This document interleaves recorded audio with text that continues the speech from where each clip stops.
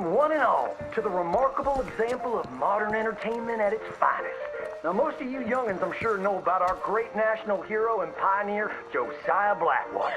Him that gave the town of Blackwater its nomenclature. You see, only about 100 years ago, weren't nothing here but big old forest, ferocious beasts, surly savages, arid deserts, and unconquered mountains. The West, well, the whole West was untamed. Your mama probably told you bedtime stories about Josiah's many adventures. But I'm going to tell you a story you ain't likely to have heard about his possum hat. Now, Josiah Blackwater was born in the year of our Lord 1782 in a log cabin just west of Annensburg. He was a special boy. His pa gave him his first rifle when he was 3 years old. Boy, he took to it right away. He exclaimed, "There's a whole mess of critters out there in the woods that aim to eat us, so I'm going to consume them first." Yes, sir. He really took to killing all manner of things. He was such a keen shot. One morning, he was sorting up some winter turnips for the root cellar when a big old bear and her cubs came in the kitchen hunting for food. It had a mind to eat up all the jams and preserves. Josiah grabbed that bear and wrestled her to the ground and squeezed and squeezed and squeezed. He whooped the tar clean out of that big old critter. Then he tied her up and grabbed them cubs and ground them into sausages while the mama bear watched. That fine eating. His mom and pa knew right then he was cut out to be the finest wild frontiersman that ever drew breath. But first, they wanted him to get some book learning. After only 3 days of attending school, Josiah beat the living daylights out of the class bully and announced to his daddy that he was tired of ciphering and mathematics on account it's only good for adding up the number of critters or Indians you can kill. So he ran away from home and headed west.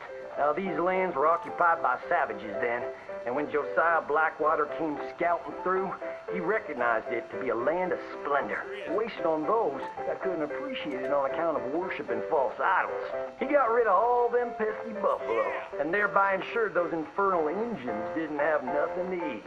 Of course, that got them mightily riled up, so he had to slaughter all of them, too. Just like his daddy had once done to the Redcoats in 1775. Right about that time, he met an Indian girl he took pity on account of having annihilated her family. She was 12 years old, and so he took her as his wife. She gave him 2 sons before she died of typhus. Now, y'all know that Josiah Blackwater wore a possum for a hat, but most don't know how that came to be. Well, one day, old Josiah was riding a couple of alligators down the Lanahatchee River, riding, standing up, and shooting eagles right out of the sky, when he sees a big old mountain lion about to eat a possum. Josiah grabbed that mountain lion by the tail and wrestled it till it was plumb dead. Well, that possum really took to Josiah, followed him around like a dog loyal to his master. Yes, they had a lot of adventures together. Now, Josiah never cried a day in his life, but he pert near dead on the day that possum passed, for they were mighty fine friends. So he skinned it and made it into a hat. Back in them days, a possum skin was as good as money, but he never parted with that hat, not even for $10. Once he founded the town of Blackwater, he sent word for settlers to come. It was the last stop in the west before San Francisco. He met a girl by the name of Rufina Helsby at a barn dance one night, took her as his wife, and settled down. Built himself a cattle empire and had 14 youngins. But Josiah Blackwater wasn't the home-loving kind, and he grew mighty restless. One day on the courthouse steps, he announced, "You may all go to hell, and I will go to Saint Denis." And so he did. Enjoyed French pursuits of strumpets and wanton gluttony, which is where he came upon the idea of running for Congress.